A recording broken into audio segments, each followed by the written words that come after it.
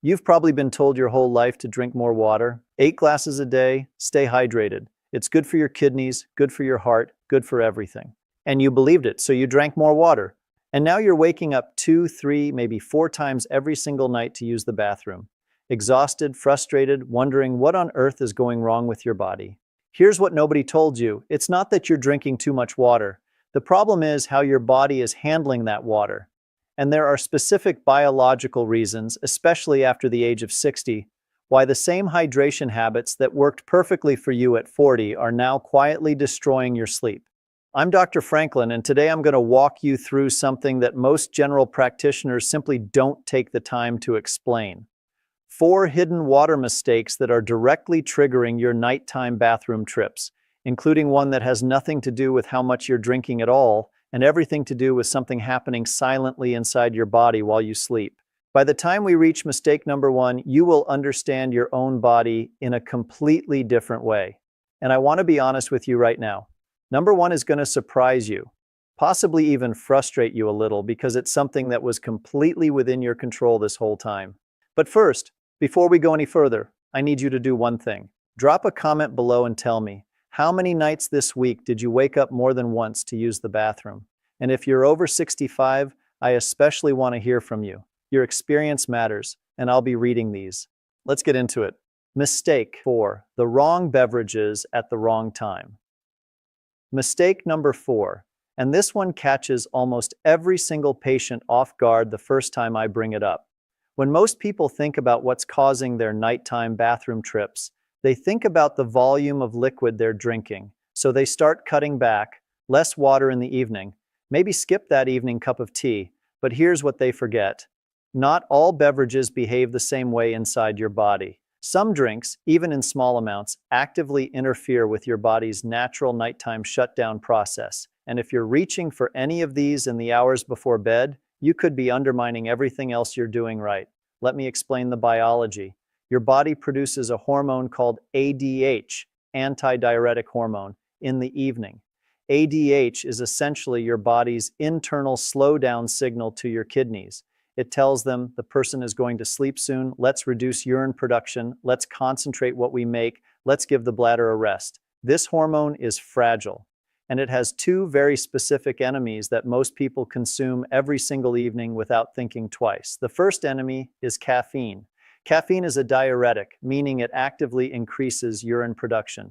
But more importantly, it directly suppresses ADH. This mechanism is well established in pharmacological research. Caffeine blocks adenosine receptors in the hypothalamus, directly suppressing ADH secretion and increasing kidney filtration rate, a process thoroughly documented in peer-reviewed renal physiology literature. So that 4 p.m. coffee, that herbal tea that secretly contains caffeine, that dark chocolate you had after dinner, all of it is working against your body's natural nighttime system. The second enemy is alcohol. I know this one is uncomfortable, but I'd be doing you a disservice if I avoided it. Even 1 glass of wine with dinner measurably suppresses ADH secretion within minutes. Research published in the American Journal of Physiology, Renal Physiology confirms that alcohol directly inhibits ADH release from the pituitary gland, with effects beginning almost immediately after the first drink enters your bloodstream. What that means practically is that alcohol tells your kidneys to keep producing urine even as your body is trying to wind down. You fall asleep thinking everything is fine, and then 90 minutes later, you're stumbling to the bathroom. Sound familiar? The action step here is simple. Before bed, keep your final beverage to 4 to 6 ounces of plain warm water or a genuinely caffeine-free herbal tea, think chamomile or peppermint, and time it at least 2 hours before your head hits the pillow. But here's why mistake number 4 is only the 4th most important thing on this list, because even if you nail this completely, there are 3 deeper biological forces still working against you, forces that most people have never even heard of. Stay with me. Mistake number 3 is where things start getting really interesting. And before we begin, take a second and tell me your name and where you're tuning in from. I go through the comments, and I genuinely want to know who I'm speaking to and supporting here. Mistake number 3, ignoring your kidney's internal clock. Here's something they don't teach you in school, and honestly something that even some doctors forget to mention. Your kidneys are not the same organ at 8 a.m. as they are at 8 p.m. They operate on a circadian rhythm, a built-in biological clock that fundamentally changes how they process fluid depending on what time of day it is. During the daytime, particularly between the hours of roughly 6 a.m. and 3 p.m., your kidneys are operating at peak efficiency. Your cortisol levels are elevated, your renal blood flow is optimized, and your body is essentially built for high-volume fluid processing. This is when your kidneys want to work hard. This is when fluid moves through your system efficiently and ends up in the toilet during normal daytime hours when you barely notice it. But as afternoon turns into evening, everything shifts. Cortisol drops, ADH rises, renal blood flow slows. Your kidneys are literally downshifting, preparing for the nighttime rest cycle. Here's the problem. Millions of people are doing the exact opposite of what their kidneys need. Think about a typical day for many adults over 60. Morning is rushed, coffee counts as hydration, right? Lunch is busy, maybe a glass of water. By mid-afternoon, they start feeling that familiar dry mouth, that slight fatigue, so they drink. Then at dinner, they have water.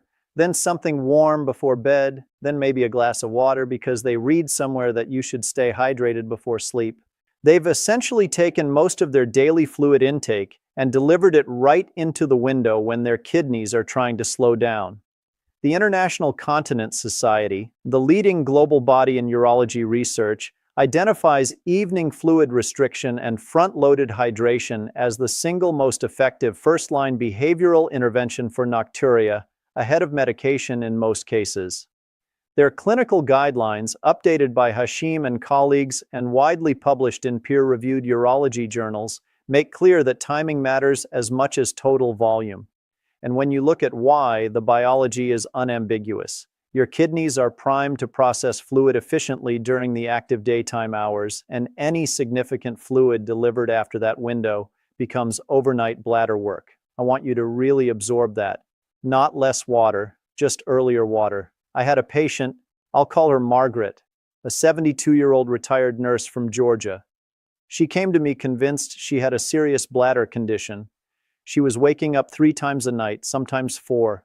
She was meticulous about her health. She exercised, ate well, took her medications properly, but her hydration pattern was what I call a back-heavy pattern. Almost nothing in the morning, moderate at lunch, and then significant fluid intake from 5 p.m. onward, because that was when she finally relaxed and sat down for the day. We kept her total daily water intake exactly the same, around 2 liters, but moved 65% of it to the morning and early afternoon. We put her fluid cutoff at 7:30 p.m.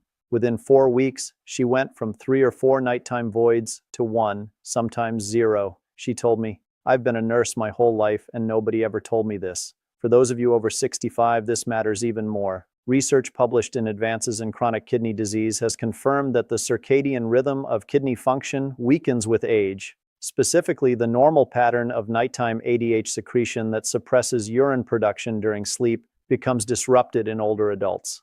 The drop-off in nighttime urine production that younger adults experience, older adults experience it less dramatically, meaning your body's built-in protection against nighttime bathroom trips is genuinely less robust at 70 than it was at 40. And that makes your behavioral timing of hydration even more powerful as a compensating strategy. Your practical takeaway: get a large glass of water on your nightstand, but for the morning, not the night. Before coffee, before anything, drink it, then aim for consistent sipping throughout the morning, and set a 2 p.m. checkpoint to ask yourself, have I had most of my water today? If not, now is the time. After 5 p.m., you're in taper mode. But even if you do this perfectly, there's a deeper issue that may still be driving your nighttime trips. And it's one that is almost never talked about in mainstream health content. Mistake number 2 is coming up. And when you understand this, the piece of the puzzle that's been missing will click into place. If you're still here with me and finding this helpful, take a moment to type 2 in the comments. It lets me know you're watching and getting value from this. Mistake number 2, your blood vessels are leaking, and you don't know it. I want to talk about something called vascular permeability, and I promise I'll make this simple because understanding this one concept might genuinely transform your nights. As we age, the walls of our smaller blood vessels, the capillaries, naturally become more permeable, more leaky, in plain English. And this leakiness has a very specific consequence that almost nobody connects to nighttime urination. During the day, when you're upright and active, fluid is constantly leaking out of those small vessels into the surrounding soft tissue, particularly in your legs, your feet, and your lower abdomen. Your body manages this during waking hours through movement and normal circulation. But here's where it goes wrong. The moment you lie down at night, gravity shifts. That fluid that spent all day pooling quietly in your tissue suddenly has a clear path back into your bloodstream. Your circulation picks it up, sends it to your kidneys, and your kidneys, doing exactly what they're designed to do, filter it and send it to your bladder. The result? You fall asleep feeling completely fine. And then somewhere between 45 minutes and 2 hours after lying down, you have an urgent, pressing need to urinate. The bladder didn't fill gradually. It was suddenly flooded by that repositioned fluid. Researchers call this nocturnal polyuria, driven by positional fluid redistribution. And clinical literature consistently identifies nocturnal polyuria as the single most common driver of nocturia in older adults, accounting for the majority of cases in those over 65, according to reviews published in Stat Pearls, NIH, and the Journal of Urology. Not a bladder problem, not a prostate problem, not a kidney disease, a vascular permeability and fluid redistribution problem. Now here's where it connects to water. Two specific hydration habits dramatically worsen this effect. The first is high sodium intake. Sodium causes your tissues to hold on to more fluid than they otherwise would. The CDC reports that the average American consumes around 3,400 mg of sodium per day, well above the recommended 2,300 mg, and most people don't even realize where it's coming from. It's not the salt shaker, it's bread, canned goods, deli meat, sauces, restaurant food. All of it adds up, and all of it means more fluid trapped in your tissue during the day, more fluid to flood your bladder when you lie down at night. The second hydration factor is afternoon fluid intake. The more fluid you take in during the late afternoon and evening, the more raw material is available for that tissue-level pooling. When you combine evening fluid intake with high sodium and age-related vascular permeability, you create a perfect storm. Your body has simply been dealt a bad hand, and you didn't even know the game was being played. A landmark study from Nagasaki University, led by Dr. Tomohiro Matsuo and published in Neurourology and Urodynamics in 2019, enrolled 321 adults with high salt intake and documented nocturia. Participants who successfully reduced their daily salt from an average of 10.7 grams down to 8 grams saw their nightly bathroom trips drop from 2.3 to 1.4. That's nearly a 40% reduction from one dietary change alone.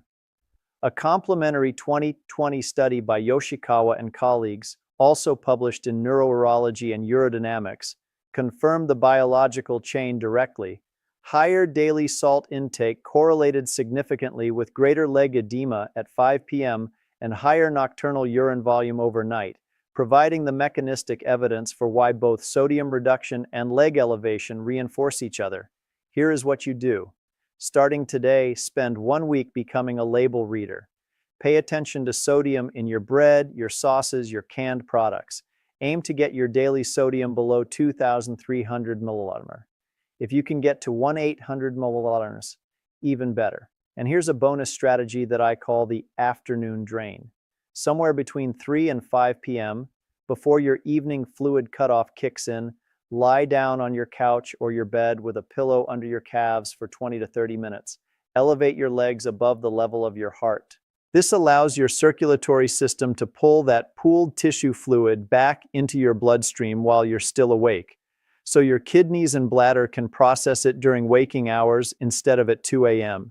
It sounds almost too simple, but the physiology is ironclad and the patient results are remarkable. I had a patient, I'll call him Harold, a 78-year-old retired contractor from Tennessee. He'd tried medication for nocturia for over a year with modest results. When I did a 24-hour urine collection, his nocturnal urine output was 71% of his total daily volume. For context, normal is closer to 30 to 35%. His body was essentially holding fluid all day and releasing it entirely at night. We addressed his sodium. He was averaging over 4,200 milliliters daily, mostly from restaurant meals and canned soups. We added the afternoon leg elevation, and we adjusted his fluid timing. Within 8 weeks, his nocturnal output dropped to 48% of his total. His nightly bathroom trips went from 4 to 1 or 2. His wife told me it saved their marriage. That's not an exaggeration. Sleep deprivation erodes everything. But as significant as mistake number 2 is, and it is extremely significant, there is one more layer, one more mistake that sits underneath all of this. And it's the one that most people have never even considered. Mistake number 1 is not about what you drink. It's not exactly about when you drink. It's about what type of hydration your body can actually use, and why most of the water you drink might be passing right through you without doing what you think it's doing. Don't go anywhere. If you're still here with me and finding this helpful, take a moment to type 1 in the comments. It lets me know you're watching and getting value from this. Mistake number 1, the quality of hydration, the one nobody talks about.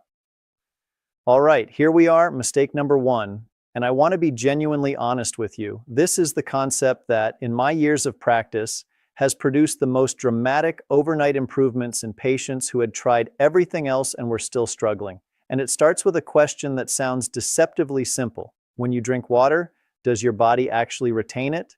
Most people assume that if they drink water, their body uses it, and in a basic sense, that's true. But there's a more nuanced version of this story that has enormous implications for nighttime urination specifically. Cellular hydration versus urinary excretion. Stay with me here. Your body doesn't just want water, it wants water in a specific context. Specifically, water paired with electrolytes, most critically potassium and magnesium, which are essential for your cells to actually absorb and retain fluid. When you drink plain water in large quantities without adequate electrolyte support, your kidneys, being the efficient organs they are, register a dilution of your blood's electrolyte concentration and respond by increasing urine output to restore balance. This is called osmotic diuresis, and it's a real phenomenon. You can drink a liter of plain water and have a significant portion of it end up in your bladder within 60 to 90 minutes. Not because your bladder is overactive, but because your cells couldn't absorb the fluid and your kidneys had to excrete it. Now here's where this intersects with nighttime urination in an extremely important way. Research has consistently confirmed that older adults are at significantly higher risk of magnesium deficiency due to reduced intestinal absorption, decreased bone-stored magnesium, and drug interactions. A review cited by the European Society for Clinical Nutrition confirms that magnesium requirements do not decrease with age, but the ability to absorb and retain it does. This gap matters for bladder health specifically because magnesium helps regulate the detrusor muscle, the muscle that controls bladder contractions. A prospective, randomized, double-blind, placebo-controlled clinical trial examining magnesium supplementation in women with bladder symptoms found that 40% of participants taking magnesium reported meaningful improvements in urgency, nocturia, and incontinence events, compared to just 16.7% in the placebo group. That is a clinically meaningful difference driven by a single nutrient correction. Let me put this in plain language. Some of you reading this are drinking the right amount of water at the right times, and your nighttime bathroom trips are still a problem. The missing variable might not be behavioral at all. It might be biochemical. Your body literally cannot absorb and retain the fluid you're giving it efficiently. What does this mean practically? First, include potassium-rich foods consistently in your diet: bananas, sweet potatoes, avocado, leafy greens. These aren't just good nutrition. They directly support your body's ability to absorb and hold water at the cellular level. Second, look at your magnesium intake. Most adults over 60 are below the recommended daily intake of 320 to 420 milliliters. Dietary sources include pumpkin seeds, almonds, dark leafy greens, and whole grains. Talk to your doctor about whether a magnesium glycinate supplement makes sense for you. This is the form most bioavailable to the body and least likely to cause digestive discomfort. Third, consider switching some of your plain water intake to mineral-rich water or adding a small pinch of a low-sodium electrolyte powder to your morning hydration. Not a sugary sports drink, but specifically a low-sugar or no-sugar electrolyte product with real mineral content. And fourth, space your water out more deliberately. Rather than drinking a large glass all at once, which spikes your blood's water to electrolyte ratio and triggers that excretion response, sip consistently throughout the morning. Small amounts more frequently give your cells time to absorb. I'll tell you about one more patient. Her name was Evelyn, 81 years old, retired school teacher from North Carolina. She had done everything right. Fluid cutoff at 7 p.m., front-loaded her hydration, reduced her sodium, did the afternoon leg elevation. She went from 5 nighttime trips to 2, which was improvement, but she was still frustrated. When I ran a comprehensive metabolic panel, her serum magnesium was at the very bottom of the normal range, technically normal, but functionally inadequate for optimal cellular hydration. We added dietary magnesium sources and a low-dose magnesium glycinate supplement under medical supervision. Within 6 weeks, Evelyn went from 2 nighttime voids to 0 or 1 on most nights. At 81 years old, she said to me, "I've slept this well since I was in my 40s. That is what's possible when you address all 4 layers. Let me pull this all together for you. Mistake number 4, the wrong beverages. Caffeine and alcohol in the evening, suppressing your natural nighttime hormone and keeping your kidneys in production mode when they should be resting. Mistake number 3, ignoring your kidney's internal clock, drinking the bulk of your fluid in the afternoon and evening, right when your kidneys are winding down, instead of front-loading your hydration in the morning when your body is built to process it. Mistake number 2, the silent fluid redistribution problem, high sodium diet and afternoon inactivity, allowing fluid to pool in your leg tissue all day, then flood your bladder the moment you lie down at night. And mistake number 1, the quality of your hydration, drinking plain water in large quantities without adequate electrolyte support, meaning your body excretes more than it absorbs, driving unnecessary trips to the bathroom regardless of everything else you're doing. These 4 mistakes work together. They compound each other. And the good news is that addressing them together creates a compounding improvement that no single medication or intervention can typically match. You don't need surgery. You don't need expensive treatments. You need accurate information about how your body actually works, and now you have it. Now I want to hear from you. Out of these 4 mistakes, which one hit closest to home? Was it the timing, the sodium, the beverage choices, or was that cellular hydration piece the one that finally made something click? Leave your answer in the comments. I genuinely read them, and if your question is detailed enough, it may become the subject of my next video. If this video helped you, please hit the like button right now.